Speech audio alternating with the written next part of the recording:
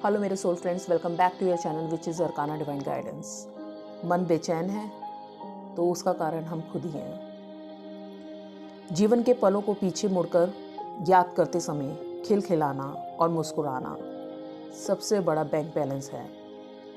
हमारा जीवन चक्र हमें कहीं भी ले जाए, पर बेवजह निराश ना होने का स्वभाव हमें बेकार के वैचारिक उथल पुथल को से बचाए रखता है। तनाव, निराशा और ख़राब सेहत जैसी मुसीबतें किसी पे भी आ सकती है। जब दोस्त, आपके शुभचिंतक, परिवार, डॉक्टर, हर कोई तो है आपकी मदद के लिए, पर वो फिर भी असफल हो जाता है आपकी मदद करने में, तो एक अलौकिक ताकत की तरफ आप उम्मीद करते हैं, जिसे आप परमात्मा बोलते हैं, भगवान बोलते हैं। यूनिवर्स में कोई शक्ति विद्यमान है, एक ऐसी अलौकिक ताकत, एक ऐसी एनर्जी जिसकी तरफ आप टकटकी लगाए देखते हैं एक उम्मीद की नज़रों से, और मन प्रार्थना करने लगता है, एफर्मेशंस देने लगता है, मेडिटेशन करता है, भजन गाता है, सब कुछ करता है मन।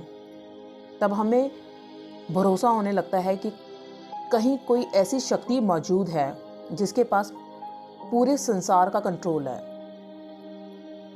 आप जो अर्चना करते हैं, जिसकी भी अर्चना करते हैं, जिस भी भगवान खुदा की हम अर्चना करते हैं, हम उसे किसी भी नाम से पुकारते हैं। महान संत गुरु नानक देव जी कहते हैं, कोई ऐसी समस्या नहीं जिसे प्रार्थना से सुलझाया नहीं जा सकता, कोई ऐसा दुख नहीं जिसका निवारण प्रार्थना नहीं कर सकती, कोई ऐसी मुश्किल नहीं जिससे हम प्रार्थना से जीत नहीं सकते। हर प्रार्थना का जवाब मिलता है, क्योंकि भगवान तो हमारे मन में बसता है। कबीर कहते हैं, कोई परम शक्ति है जो सब तय करती है, लेकिन मेरी पहली प्रार्थना तो मेरे ताने बाने से ही शुरू होती है, मेरी उलझनों से ही शुरू होती है, मेरे डिसबैलेंस से ही शुरू होती है, कभी ये कभी वो से शुरू होती है। जो जीवन में हर बात सही होती है, मन में बैरागी होने का कारण कबीर की दुनिया में कोई विलासिता नहीं थी, क्योंकि सुख और आराम की तमन्ना तो कभी कबीर ने की ही नहीं थी। उन्होंने जब भी प्रार्थना की थी, उन्होंने अपने सुख की कभी तमन्ना की ही नहीं थी। उनका मन बैरागी इसलिए नहीं था कि वो दुखों से मुख मोड़ चुके थे या वो दुखी थे। वो बैरागी इसलिए थे क्योंकि उनकी कामना, उनकी तपस्या खुदा की तरफ जाती थी। उनकी प्रार्थना जो थी वो सिर्फ लोगों के सुखों के लिए थी। उनकी सच्ची विनती में सिर्फ यही भाव था कि हर एक इंसान जो जीव यहाँ पे रह रहा है, उसकी जिंदगी में पाखंड और हिंसा दूर हो जाए। मानव इस जीवन को एक खूबसूरत परिभाषा में ढालते हुए पवित्र जीवन जिए। मनुष्य का जीवन सुख और दुख से सदा ग्रस्त रहता है। इस जिंदगी के दो ही पहलू हैं, सुख या दुख। जैसे एक सिक्के के दो पहलू होते हैं, हेड एंड टेल, वैसे सुख एंड दुख है। अगर एक तरफ सुख है तो दूसरी तरफ दुख आने वाला है, अगर एक तरफ दुख चल रहा है तो दूसरी तरफ सुख आने वाला है। और यही सच्चाई है, आज सुख तो कल दुख, कल दुख तो आज सुख। संसार अनंत है और मानव के लिए संग्रह की विपुल खजाना भी है। मनुष्य के बेचैन रहने के कारण खुद वही है। वह भीतर से सुखद यात्रा नहीं करता और बाहर से उलझा रहता है। वो अपने अंदर नहीं जा पाता और बाहर की चीज़ों के शोर शराबों में ही घिरा रहता है, बुनियादी चीज़ों में ही उलझा रहता है।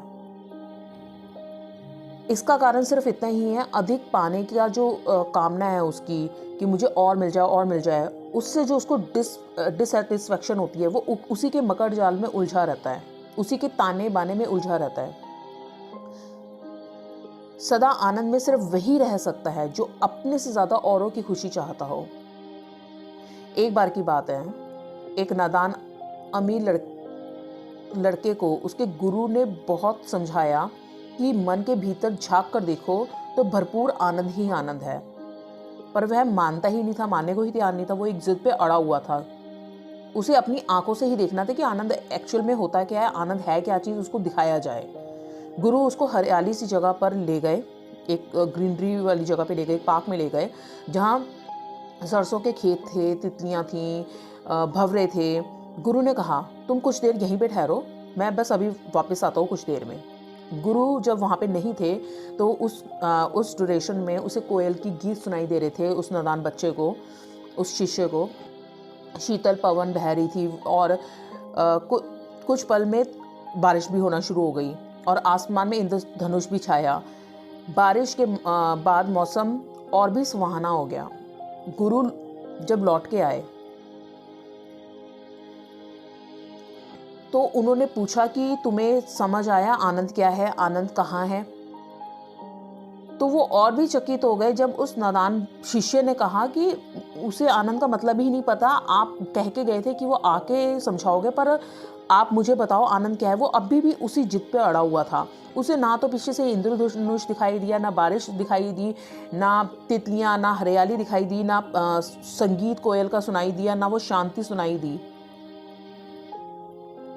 जीवन जब भी अपनी पूर्णता को प्राप्त कर लेता है, जब वो पूरा हो जाता है जीवन, तब वह निर्मल और सहज हो जाता है, सभी के लिए प्रार्थना करने लगता है।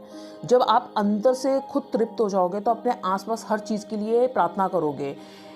ये ठीक वैसे ही है जब आप किसी को गुस्सा करते हैं, किसी को गाली गलौज करते हैं या किसी के लिए बुरा बोलते हैं, क्योंकि आप सामने वाले के लिए नहीं कर रहे होते वो सब चीज़ें, वो आप अपने लिए कर रहे होते हैं, क्योंकि आप अपने अंदर से खाली होते हैं। अगर आप खुद से सेटिस्फाई होंगे तो आप सामने वाले को आशीष ही देंगे। आप खुद ही पूर्ण नहीं हैं, इसीलिए आप हर किसी को अपूर्ण देख रहे हैं, हर किसी में कमी देख रहे हैं। परमात्मा ने हमें कुदरत के खजाने में बहुत से उपहार दिए हैं, जैसे कि हवा, पानी, खुशबू, फूल, तितली, भंवरे, इंद्रधनुष, रंग। ये सभी हमारी प्रार्थना के थ्रू हमें मिलते हैं, एक प्रेम, एक स्नेह के कारण मिलते हैं। ये इतनी आसानी से हमें नहीं मिल सकती ये चीज़ें। मतलब ये चीज़ें होती रहेंगी, आपके सामने घटित होती रहेंगी, पर आपको तब दिखेंगी, तब समझ आएंगी, या आप इसको तब महसूस कर पाएंगे जब आप अंदर से भरे होंगे, अंदर से खुश होंगे।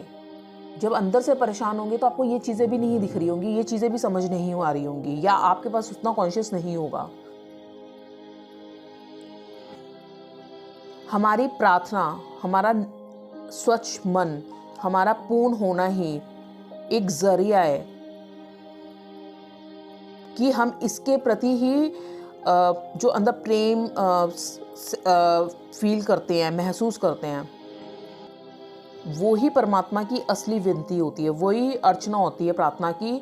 जब आप किसी इंसान के लिए खुशी मांगते हैं, किसी के दुख में दुखी होते हैं, तो जब आप अंदर से पूर्ण होते हैं, वही सच्ची माने में आपकी खुशी है।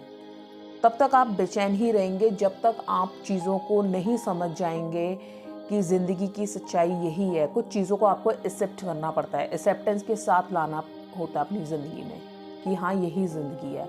हम बिना वजह जिद कर रहे होते हैं कि हाँ हमें इस पल यही चीज़ चाहिए। हो सकता है इस पल आपको वो चीज़ ना देना कुदरत का आपके लिए अच्छा है। तो जब भी आपका मन बेचैन हो, थोड़ा सा मेडिटेशन में बैठ जाइए, अपने अंदर लौट चलिए, अपने आप से बात कीजिए, अपने आप को खंगालिए, आपको खुद अपने जवाब मिल जाएंगे। इधर उधर भटकने की भी ज़रूरत नहीं पड़ेगी। परमात्मा जितने मेरे हैं उतने आपके हैं, जितने औरों के हैं उतने आपके हैं। जब वो दुनिया में हमें भेजते हैं या हम आते हैं तो हम पहले से बहुत सारे कॉन्टैक्ट करके आते हैं, हम उनके साथ कॉन्टैक्ट में भी होते हैं, बस हम भूल जाते हैं दरवाज़ा खटकाना। अंदर की तरफ मुड़ चलिए, बेचैनी को ख़त्म कर दीजिए, ताने बाने को ख़त्म कर दीजिए।